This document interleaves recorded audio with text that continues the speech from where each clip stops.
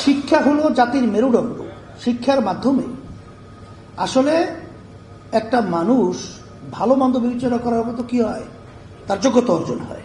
সেখানে এমন কিছু লেখা শিক্ষা পাঠ্যসূচির ভিতরে ঢুকিয়ে দিল যে শিক্ষার মধ্যে ইসলামের ব্যাপারে, আলেমদের ব্যাপারে, তাদের অবদানের ব্যাপারে মিথ্যা ইতিহাস, এই ইতিহাসের মাধ্যমে আমাদের ভবিষ্যৎ প্রজন্ম সন্তানদেরকে তৈরি করার বিভিন্ন নীল নকশা তৈরি করেছিল।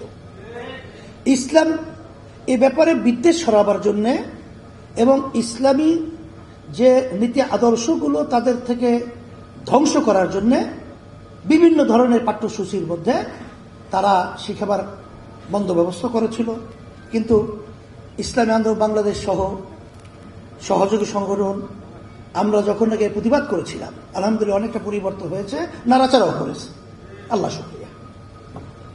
কিন্তু বর্তমানে আবার অন্তর্বর্তীকালীন সরকার যে শিক্ষা কমিশন একটা তৈরি করেছে, অর্থাৎ পাঠ্যসূচির ভিতরে তারা এটাকে সংস্কার করবে, পরিবর্তন করবে।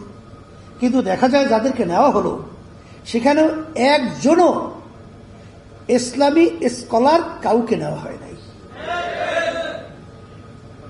সেখানে যাদেরকে নেওয়া হয়েছে অনেকে কিন্তু বিতর্কিত, এটা আমি নাম বলবো না। আমি সেদিনকার বলেছিলাম, এই কথাগুলো বলার মূল উদ্দেশ্য হলো এই যে এই 5ই আগস্ট স্বাধীনতা বড় ভূমিকায় ছিলাম আমরা, কিন্তু সেখানে আমাদের কোনো মূল্যায়ন আছে? এ না থাকার কারণ কি?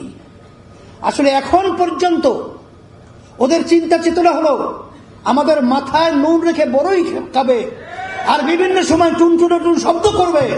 এর জন্যই যুব আন্দোলনকে আমি বলবো যে আমাদেরকে নিজেদের পায়ে দাঁড়িয়ে ওদেরকে উচিত শিক্ষা পাঠানোর জন্য এটা করতে হলে আমাদের কি করতে হবে?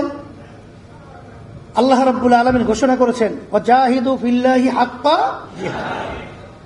এখানে কিন্তু জিহাদের কথা আল্লাহ বলছেন, জিহাদ করো করার মতো। যুব আন্দোলন আমরা গর্ব করছি, সারা বাংলাদেশে তোমাদের যে কার্যক্রম বিস্তৃতি এবং যে সুন্দর সুশৃঙ্খল, মাশাআল্লাহ আমরা খুশি। কারণ আছে তো, এখন আমাদের তো আসলে বয়স অনেক হয়ে গেছে, তোমরা যতক্ষণ দৌড়াতে পারবা আমরা কতক্ষণ পারি। এর জন্য সুযোগ আসছে ইসলামী আন্দোলনের জন্য একটা মাঠ কিন্তু উর্বর হয়ে আমাদের জন্য অপেক্ষা আছে।